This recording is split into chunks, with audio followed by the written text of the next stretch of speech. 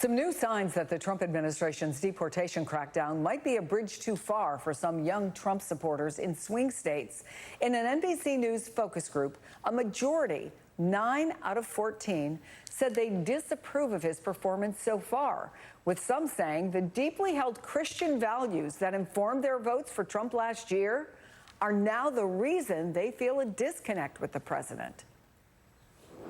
I approve on the economy stuff, but I disapprove when it comes to the way immigration is being handled. The way that these people are being treated don't align with my Christian values or my pro-life values or any of the values that a conservative may have. The immigration, the way it's been handled has just been very brash and not as loving as I would have liked to have seen. So that has been very upsetting to watch. I don't feel like you could be pro-life for one thing, but not pro-life for a different. NBC's Bridget Bowman is reporting. John Della Volpe is an MSNBC political contributor and director of polling at the Harvard Kennedy School Institute of Politics. And Maya Rupert is here, a Warren campaign senior advisor and a former campaign manager for Julian Castro. I found this fascinating, John. This administration overtly touts Christian values, and yet you have leaders, including the Pope, by the way, and now these young Americans who voted for Trump because they believed he aligned with their Christian values, saying that what they're seeing in immigration is not Christian. What do you read from this? What I read is that this is a generation who has just an incredible amount of empathy for those who are among the most vulnerable members of society. That is, other members of their generation. That means other members of their community, like immigrants, that they see as being met with not only kind of disrespect, but something kind of far worse because of the Trump administration. And I think that the message from that young woman was literally the same message that we all heard from Pope Leo earlier this week, that there needs to be a consistency, a moral consistency in what it means to be Christian or pro-life, and one can't pick or choose. That is what we're seeing from these young voters who just less than a year ago helped elect Donald Trump president. And I think what's really important in terms of this conversation isn't just the young people that were part of that focus group, which I love the fact that we're listening to them, but that's another group of young people who coming of age at this moment, not under the Biden administration, but under the Trump administration. And their politics will be influenced by what we're seeing today in these communities, many of which are community members that folks know who are being, taken off the street and then sentenced for days and weeks without any real legal recourse. It's also showing up in polls, Maya. There was a New York Times Siena poll. 30% of voters under 30 said they approve of Trump's handling of immigration. So that's 9% lower, at least, than every other older age group. So talk about that younger demographic and what that number might mean. I mean, I think that's incredibly telling. I think what young voters are saying across, this is sort of across partisan lines, is that the idea of immigration as enforcement only, this sort of draconian idea, that I think for younger people is largely what they've seen us talk about immigration. The idea of a comprehensive immigration reform system that was going to allow us to bring people in, create more of a legal pathway. I think for a lot of younger voters, that wasn't a part of their sort of political understanding of immigration. They see it as this draconian enforcement only system, and they're very clearly not responding positively to that. So I think leaders should be thinking about what are some of those ideas about reforming asylum and creating a real legal pathway that maybe the time for that message is back, and we should be talking about immigration as a much larger issue, which it is. And a lot of those ideas are formed online, right, John? And Theo Vaughn, who hosts one of the most popular podcasts in America with a very young demographic, he pushed back on DHS when they used him in a deportation video. And in a since deleted post, he wrote, "I didn't approve to be used in this. Please take this down, and please keep me out of your banger deportation videos.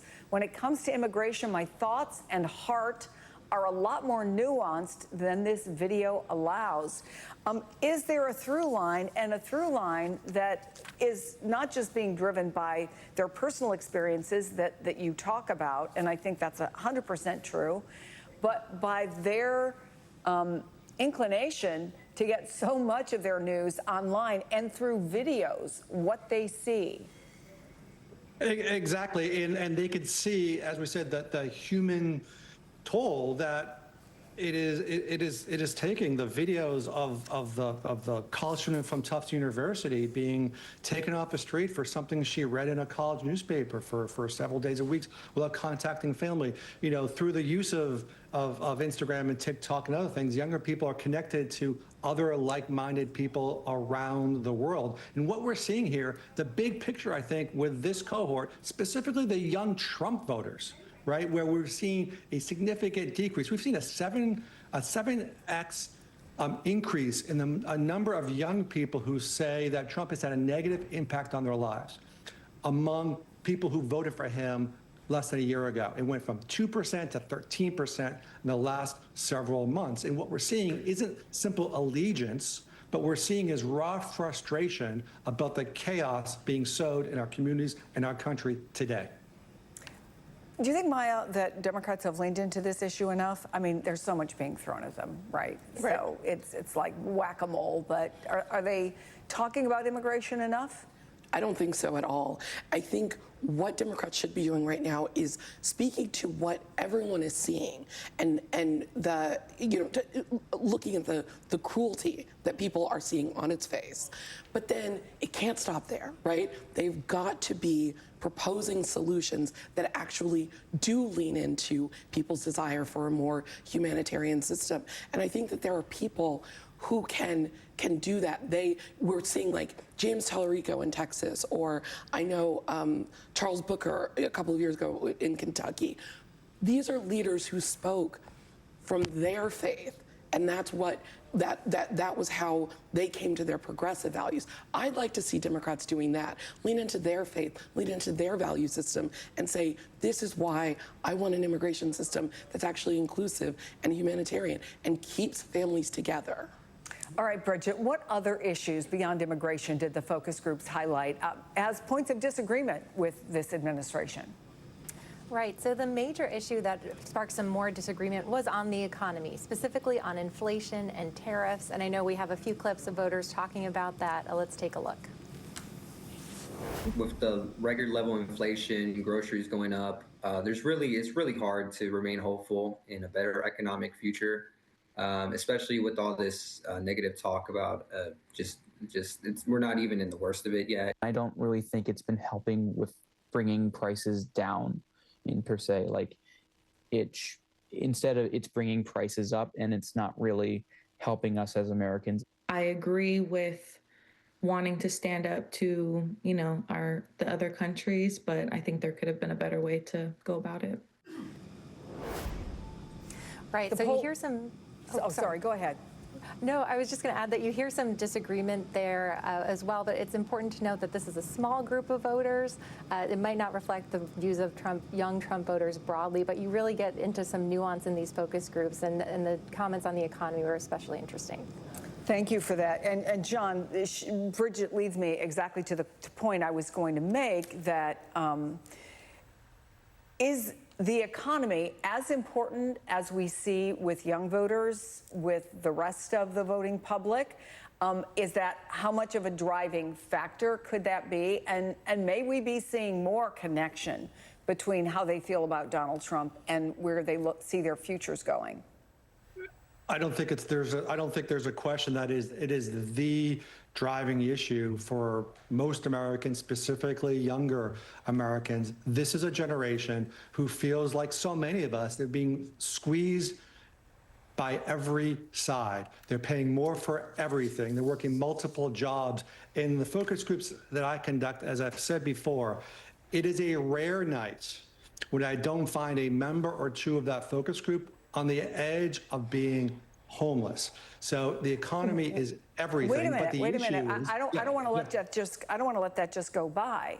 You're saying night after night you're doing these focus groups, And in focus group after focus group after focus group, somebody says they're on the edge of losing the roof over their head?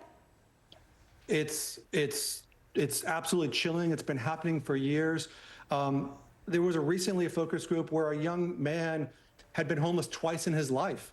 He grew up partly living in a tent in his grandmother's front yard because of what happened during the Great Recession, and while attending college, lost a roof over his head again. And we're not talking about a generation necessarily that is panhandling on the street corner, but they're couch surfing from friend to friend to friend. And it's something that I think needs far more attention. And it's a place where you can't, I think, talk about policy until you begin to talk about that humanity. And that's what's happening. And that's why people are so incredibly frustrated, not just with Trump and the Republicans, but also with Democrats either, who are not confronting this with the urgency that so many young people are asking for.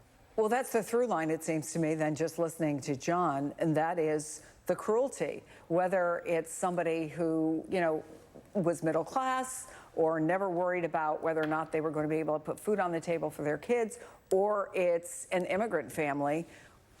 Again, how should the Democrats be messaging that?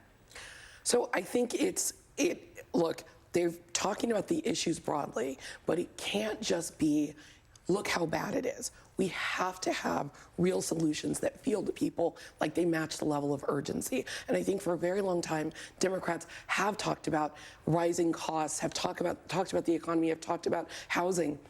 But a lot of the solutions feel to people like, yeah, and maybe in 5 years when that tax refund comes through, it'll make things a little easier on me.